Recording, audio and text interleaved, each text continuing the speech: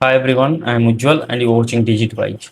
In this video, I am going to show you how to rename a Touch ID fingerprint on Mac. So if you have added more than one fingerprint to Touch ID, they may all look similar, making it harder to tell which finger is which. Giving each fingerprint a custom name like right thumb, left index finger makes it easier to identify them later, especially if you ever want to remove or replace one. So renaming fingerprint is always a good idea. And to do so, click on the Apple logo at the top and then choose system settings. Now in the left side pane, scroll down and then go to touch ID and password. Now here to rename the fingerprint, all you just need to take the cursor to the fingerprint you want to rename, and here click on the fingerprint name that you want to rename or change. Remove the previous name. You can see something like finger 1, finger 2 or finger 3, and now here type the new name and then press the return button on your keyboard, and that's it.